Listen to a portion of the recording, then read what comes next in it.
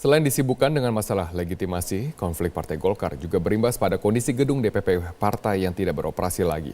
Dua kubu yang sempat bersitegang memperebutkan gedung tersebut kini seolah abai dengan tidak menempatinya. Kita langsung bergabung bersama rekan kami, Rifai Pamone, langsung dari kantor DPP Partai Golkar di Selipi, Jakarta Barat. Rifai, selain disibukkan dengan legitimasi kepengurusan yang sah, lalu bagaimana dengan kondisi dari kantor Partai Golkar saat ini?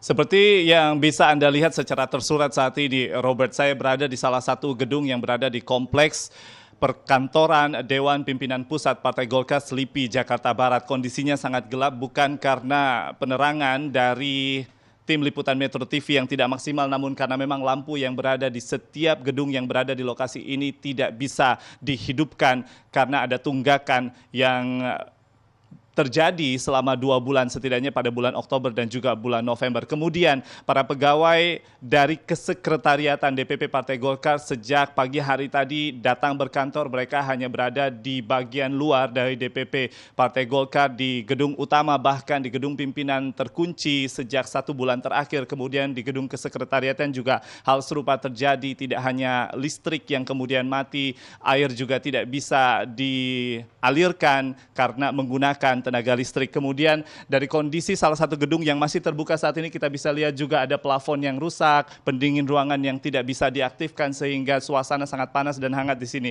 Namun demikian kami masih melihat ada beberapa kader Partai Golkar yang berada di gedung AMPI di Angkatan Muda Pembaruan Indonesia. Bang Raja dan teman-teman, boleh kita berdiri sedikit, Bang? Saya akan coba tanya sedikit, Bang. Plafon ini kira-kira kapan bisa diperbaiki, Bang?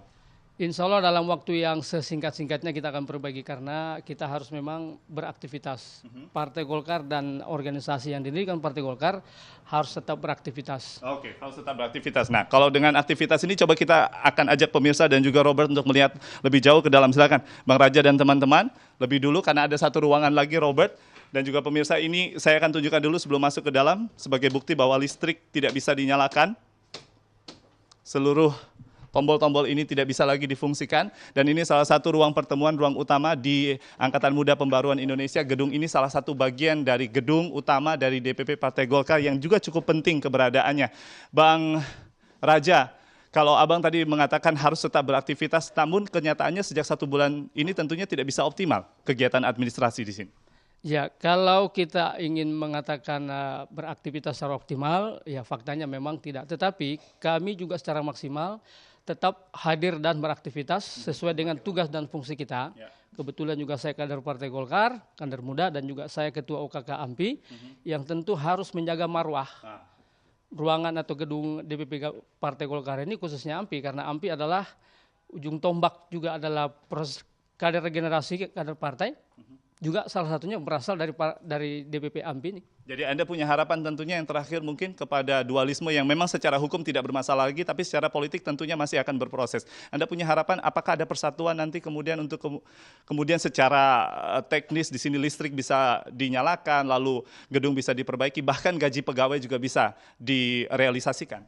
Ya, saya kira apa yang tadi disampaikan akan diselesaikan semua. Kami yakin Partai Golkar adalah partai yang sudah tahu persis bagaimana mengelola kantor atau seluruh aset ini dengan baik. Jadi hanya persoalan waktu. Waktu ini akan menyelesaikan semua secara baik. Dan terkait persoalan bagaimana kita bisa bersatu kembali, saya kira ini berpulang kepada kita semua. Bagaimana meneguhkan semua cita-cita kita untuk Partai Golkar ini kembali bersatu dan akhirnya bisa beraktivitas secara normal, bahkan mengembalikan kejayaan Partai Golkar ke depan. Baik, terima kasih banyak Bang Raja dan juga teman-teman dari AMPI. Tidak lagi permasalahan hukum tentunya, permasalahan politik akan menjadi sangat penting karena beberapa agenda politik seperti yang sudah disebutkan dalam liputan sebelumnya oleh Metro TV akan sangat penting bagi Partai Golkar. Partai senior yang ada di Indonesia dan paling lama bertahan, dan kemudian saat ini masih didera permasalahan. Kita harapkan bersama sebagai bangsa Indonesia, partai ini tetap bisa berdiri dan memberikan sumbangsi politik yang baik kepada bangsa Indonesia. Kembali ke studio, Robert. Baik, Rifai Pamone, ada tunggakan listrik yang sampai saat ini belum ada pihak yang berklaim bertanggung jawab. Terima kasih atas informasinya langsung dari kantor DPP Partai Golkar di Jakarta Barat.